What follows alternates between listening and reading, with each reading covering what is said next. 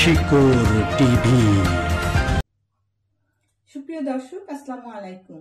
সবাইকে শুভেচ্ছা জানিয়ে শুরু করছি আজকে শিকড় টিভি প্রবাসী কমিউনিটি সংবাদ। দর্শক, পুরো খবরের সাথে আছি আমি রেজানা চৌধুরী ইভা। শুরুতেই থাকছে সংবাদ শিরোনাম। স্টাডি ফোরাম মিলানের আয়োজনে ইফতার মাহফিল অনুষ্ঠিত।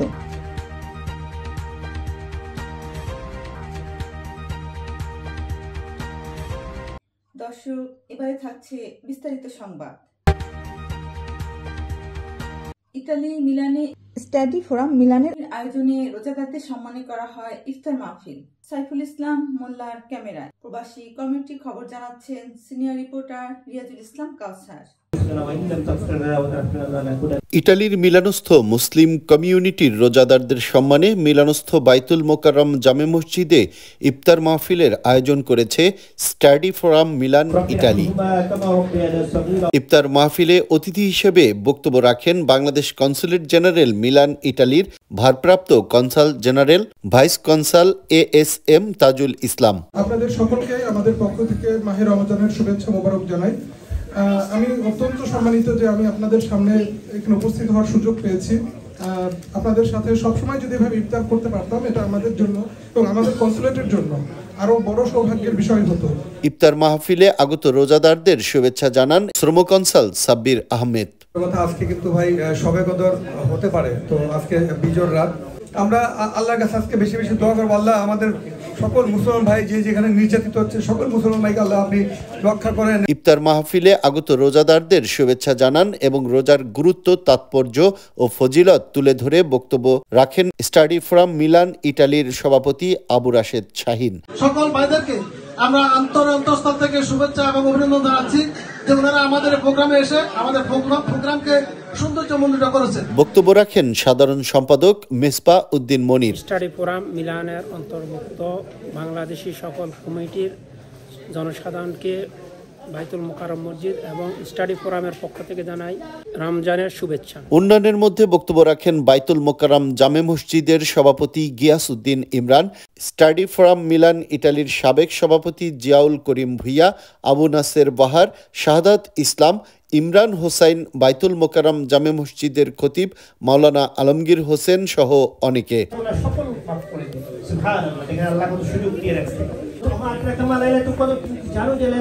স্টাডি ফোরাম মিলান এর আয়োজনে আজকের এই ইফতার মাহফিলে উপস্থিত আছেন বাংলাদেশ দূতাবাসের সর্বপর্যায়ের কর্মকর্তাবৃন্দ, উপস্থিত আছেন সম্মানিত সাংবাদিক মহোদয়গণ, উপস্থিত আছেন বিভিন্ন সভা সমিতির সম্মানিত দায়িত্বশীল বর্গ, উপস্থিত সম্মানিত রোজাদার ভাই এবং বোনেরা, আসসালামু আলাইকুম ওয়া রাহমাতুল্লাহি তাআলা ওয়া বারাকাতুহু।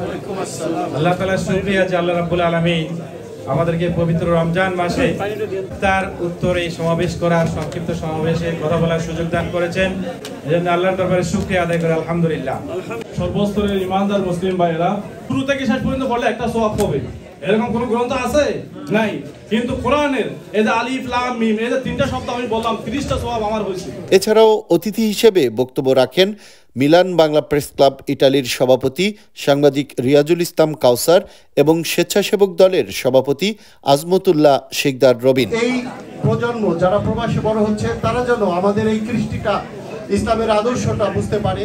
এই যে ইফতার মাহফিল শুধু যে আমরা খেলাম এটাই কিন্তু না, এটার মাধ্যমে আমরা জানিয়ে দিতে চাই যে এটি একটি আত্মীয়তা, আন্তরিকতা, এটি একটি কালচার ইসলামের।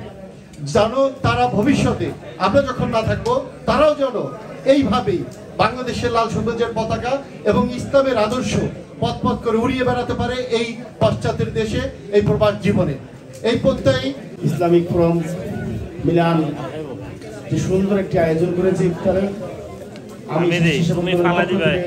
এবং বিএনপির পক্ষ থেকে ধন্যবাদ এবং কৃতজ্ঞতা প্রকাশ করছি তাদেরকে। মাহফিলে বিশ্বের মুসলিম উম্মার সুখ, শান্তি ও সমৃদ্ধি কামনা করে করা হয় বিশেষ দোয়া ও মোনাজাত।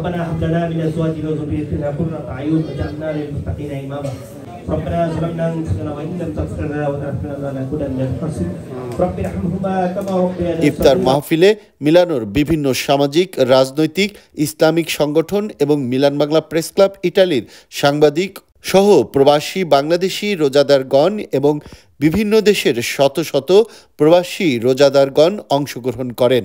উল্লেখ্য, স্টাডি ফোরাম মিলান ইটালি দীর্ঘদিন ধরেই প্রবাসের মাটিতে নতুন প্রজন্মের মাঝে ইসলামের কৃষ্টি ও শিক্ষা, আদর্শ ও মূল্যবোধ শিষ্টাচার পৌঁছে দেওয়ার জন্যই নিরলসভাবে কাজ করে চলেছেন।